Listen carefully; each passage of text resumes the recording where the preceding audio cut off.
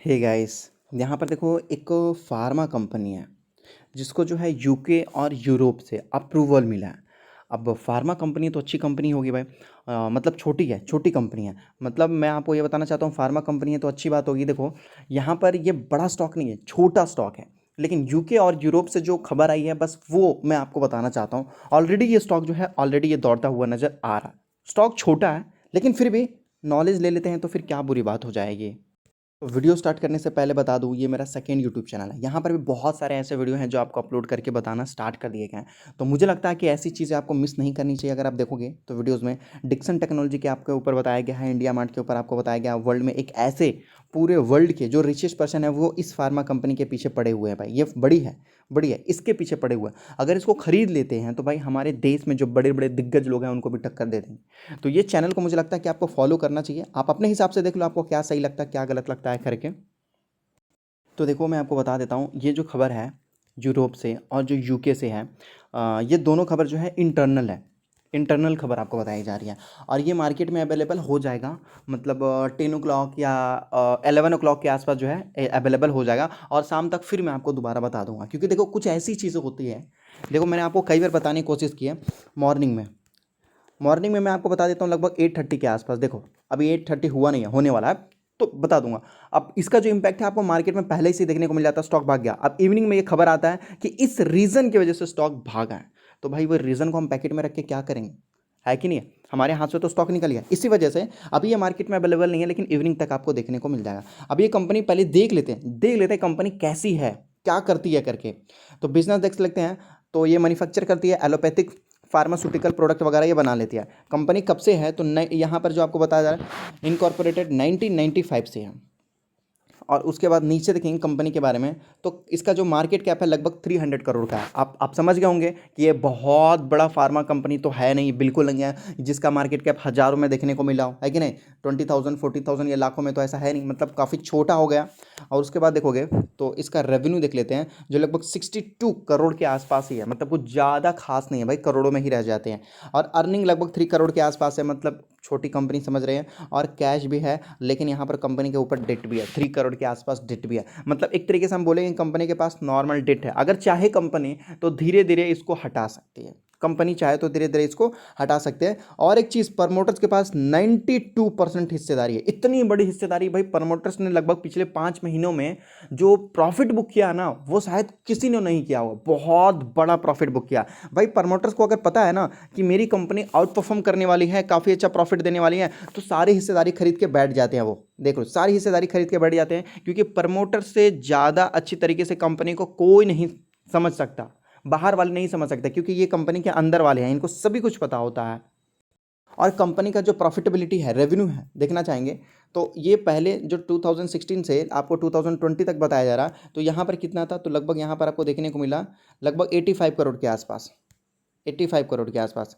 उसके बाद फिर यहाँ पर है 64, फिर यहाँ पर देख सकते हैं 47, फिर 43, और अभी देख सकते हैं 42 के आसपास देखने को मिला।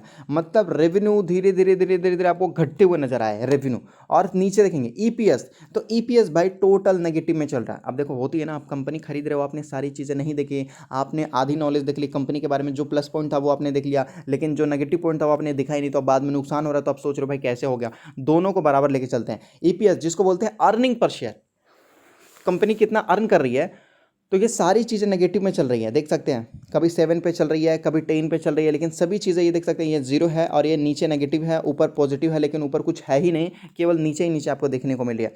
रिटर्न ऑन कैपिटल इंप्लॉयड ये भी आपको नेगेटिव में ही देखने को मिला। हालांकि एक बार तो मतलब -75 के आसपास चला गया था, कुछ ज़्यादा ही हो गया था। कैश फ्लो देखें तो कैश भी कंपनी के पास पूरी तरीके से नेगेटिव में ही देखने को मिल रही है। आपने देख लिया हालचाल, तो यहाँ पर दोनों चीज़ देखना ज़्यादा इंपॉर्टेंट है। तो कौन सी कंपनी है जिसका नाम मैं आपको बता दूं, तो बाफाना फार्मास्यूटिकल लिमिटेड। हाँ, ये कंपनी बहुत छोटी है, मैंने आपको बताया। रिस्क भी मैंने आपको दिखाया कंपनी का हर एक चीज़। उसके बाद यहाँ पर देखोगे तो ये कंपनी ने दौड़ा था बहुत अच्छा, इसने दौड़ लगाया था। लगभग 5 रुपये का स्टॉक था और लगभग ये 200 रुपये से भी ऊपर जा चुका था। काफ़ी अच्छा प्रॉफिट बुक किया। लेकिन आपको पता है ना, जब भी कोई स्टॉक हाई जाता है तो वहाँ से 50% की गिरावट देखने को मिलती ही है। और अभी भी लगभग ये 40 या 50% की गिरावट में आपको देखने को मिल रही है। 44 यहाँ पर 44% के आसपास। तो इसमें आपको गिरावट ऑलरेडी देखने को मिल चुकी है। अभी पिछले 6 मंथ से देखोगे तो ये up down up down up down करते करते अगर आप देखोगे तो ये एक लेवल बन चुका है कंपनी का, ये एक लेवल बन चुका है। इससे ज़्यादा नीचे जाने की कोशिश नहीं कर रहा कंपनी, नहीं कर रहा। और इसने अप्रूवल भी ले लिया, अप्रूवल भी ले लिया है। अब इसके दम पे हो सकता है कि स्टॉक में आपको प्रॉफिट देखने को मिल जाए, यही एक चीज़ है। अब देखो यहाँ पर प्रॉब्लम क्या है ना कि प्रमोटर्स के पास काफ़ी बड़ा माल है। अगर कुछ भी होता है तो प्रमोटर्स को लॉस होगा भाई, कुछ भी होगा तो प्रमोटर्स को ज़्यादा लॉस होगा, क्योंकि भाई पब्लिक के पास है ही कहाँ। यहाँ पर अगर मान लेते हैं 92% अगर प्रमोटर्स के पास है तो म्यूचुअल फंड वाले भी तो हैं, फॉरेन वाले भी तो हैं, डोमेस्टिक वाले भी तो हैं, है कि नहीं, फॉरेन पोर्टफोलियो इन्वेस्टर भी तो है उन लोग, और उस ऊपर से पब्लिक भी है। तो जो 2-4% बचा उसी में से सब कुछ ना कुछ लेके जाना पड़ता है उसी में से। और इसके पीछे एक और रीज़न है कि जब से ये कंपनी आई थी ना तो उसका रिजल्ट, क्वार्टर रिजल्ट बेटर था, क्वार्टर रिजल्ट बेटर था। और जो मैंने आपको जो दिखाया वो ईयर ऑन ईयर था, ईयर ऑन ईयर था, सही है। तो और ये आपको बताया जा रहा है क्वार्टर रिजल्ट। अगर क्वार्टर रिजल्ट देखोगे सितंबर से यहाँ पर देख लेते हैं, तो यहाँ पर अगर हम देखें तो कंपनी में सभी कुछ पॉजिटिव ही नहीं, आउट परफॉर्म भी करते हुए दिखाई दे रही है। मतलब ये बेटर है, ये क्वार्टर रिजल्ट आपको काफ़ी अच्छा बेहतरीन देखने को मिल रही है। रेवेन्यू 25%, नेट इनकम 181%, सभी कुछ 100 में दौड़ रहे हैं। मतलब ये कुछ ज़्यादा ही है, आउटस्टैंडिंग करके दिखा रहे हैं। अब उसके बाद पिछले वाला भी क्वार्टर रिजल्ट देख लेते हैं, तो पिछले वाले में भी आपको देख सकते हैं positive positive and plus positive है। सभी कुछ अगर आप देखो तो प्लस 200 के आसपास आपको देखने को मिल रहा है, इस वजह से स्टॉक भाग रहा था।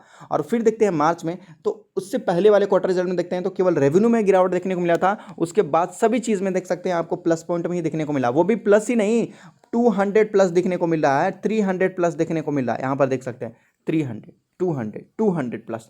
तो ये सारी चीज़ें आपको इतना ज़्यादा आउट परफॉर्म करके देखने को मिल रही थी। अब हो सकता है कि ये जितने भी क्वार्टर रिजल्ट आपको देखने को मिले और ये जो रेवेन्यू है ये 2021 में सुधर जाए, जो मैंने आपको दिखाया था, हो सकता है कि 2021 में आउट परफॉर्म कर सकता है। मैं भी यहाँ पर लेके चलेंगे, ज़्यादा कॉन्फिडेंस यहाँ पर लाने की जरूरत नहीं रहेगी हमें। और लोग भी बहुत ज़्यादा इंटरेस्टेड है, यहाँ पर देख सकते हैं लगभग 60% से भी ज़्यादा यहाँ पर माल खरीद रहे हैं। मतलब कुछ लोग ऐसे भी होंगे जो इस कंपनी के अगेंस्ट में होंगे, कुछ लोग ऐसे भी हैं जो इस कंपनी के फेवर में है। मतलब मान लेते हैं कि 40% लोग हैं जो इस कंपनी के अगेंस्ट में है और 60% लोग जो है फेवर में है। मतलब एक तरीके से अंदाज़ा लगाया जा रहा है और कुछ भी नहीं, लेकिन फिर भी 60% खरीदा गया, जो भी होगा पॉजिटिव में ही होगा। अब जिन्होंने खरीदा होगा वो सोच रहे होंगे कि भाई ये कंपनी अगर हम देखें तो लगभग 5 रुपये से लगभग 200 रुपये तक हो चुकी थी। मतलब इस कंपनी ने 3,500% तक का रिटर्न निकाल के दिया, वो भी कुछ दिनों में। तो हो सकता है भाई मुझे भी कम से कम अगर 1000% रिटर्न में मिल जाए तो बस काम निकल जाएगा। लोगों का सोचना है जैसे कि 5 रुपये से ये कंपनी 200 पे आए, हो सकता है अभी जो ये आपको देखने को भाव मिल रहा है 120 रुपीज़ का, 128 रुपीज़ का स्टॉक, हो सकता है कि भाई कल को 400 हो जाए, 500 हो जाए, तो उनको भी 200-400% का प्रॉफिट देखने को मिल जाए। आप थोड़ी सी इस कंपनी के बैलेंस शीट पर नज़र डालते हैं भाई, फाइनेंशियली देखते हैं इस कंपनी को तो ज़्यादा बेटर रहेगा। तो पहले यहाँ पर आपको बताया जाएगा 2016 2020, यहाँ से देखेंगे ऐसे करके। अब यहाँ पर देखते हैं कंपनी के पास जो रिजर्व पड़ा हुआ है, रिजर्व एंड सरप्लस देखेंगे। पहले तो था 40 के आसपास, आज के डेट में क्या पड़ा है तो नेगेटिव के आसपास देखने को मिला। और भी नीचे जाओगे तो आपको लॉन्ग टर्म बोरिंग बताया जाएगा, जो पहले था 35 करोड़ के आसपास होगा, अभी देख सकते हैं केवल 3 करोड़ के आसपास है। जो मैंने आपको दिखाया वहां पर कि भाई कंपनी के ऊपर कितना डेट है, पहले 35 करोड़ था, ज़्यादा था भाई। मैंने आपको बोला ना, देखो मैंने आपको जब भी 3 करोड़ देखा तो मैंने आपको बोला कंपनी चाहे तो इसको डेट फ्री बना सकती है, और बना रही है धीरे धीरे। 35 से 39 यहाँ पर हो गया था, 40 हो गया था, लेकिन वहां से देखिए 23 हो गया, 23 से 22 और यहाँ पर देख लीजिए एकदम 3 के आसपास। तो कंपनी इंप्रूव कर सकती है, लेकिन कब तक करेगी भाई ये मैं नहीं बोल सकता आप लोगों को। और भी देख सकते हैं अदर लॉन्ग टर्म लाइबिलिटीज़, तो वो भी चलेगा, नॉर्मल है, बिल्कुल 0 है, कोई टेंशन वाली बात नहीं है। शॉर्ट टर्म बोरिंग देख लेते हैं भाई, कहीं पर कंपनी ने शॉर्ट टर्म में तो नहीं ले रखा ना, तो शॉर्ट टर्म में बिल्कुल डेट फ्री है, कोई टेंशन वाली बात नहीं है। शॉर्ट टर्म में भी होता है, ट्रेड पेबल होता है, ट्रेड रिसीवेबल आ जाएंगे, उनको भी तकलीफ देखने को मिलेगी। और कंपनी के पास देख लेते हैं कि असेट नाम की कोई चीज़ है या नहीं है। तो कंपनी के पास टेंजिबल असेट है, इनटेंजिबल असेट नहीं है, कोई दिक्कत की बात नहीं है भाई, इनटेंजिबल असेट नहीं भी चाहिए यहाँ पर। तो टेंजिबल असेट देखेंगे तो पहले 46 था, फिर 43 हुआ, 39 हुआ, 37 है, अभी 34 के आसपास है। मतलब पहले जो था उससे थोड़ा बहुत घटते हुए नजर आया है।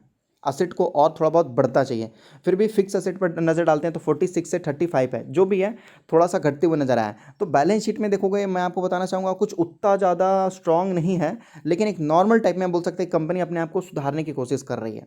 यहाँ पर कंपनी अपने आप को एक सुधारने की और इम्प्रूवमेंट लाने की कोशिश कर रही है। तो इस नज़र पे आप देख सकते हो कंपनी के ऊपर। मैं आपको बोलूँगा एक बार आप खुद से देख लो, अपना भी रिव्यू कर लो। मैंने आपको जो जो कंपनी में प्रॉब्लम थे वो भी मैंने आपको बताया, और जो अच्छी चीज़ें थी वो भी मैंने आपको बताया। अब यहाँ पर आप डिसीजन ले लो तो ज़्यादा बेटर देते हुए ध्यान देगा।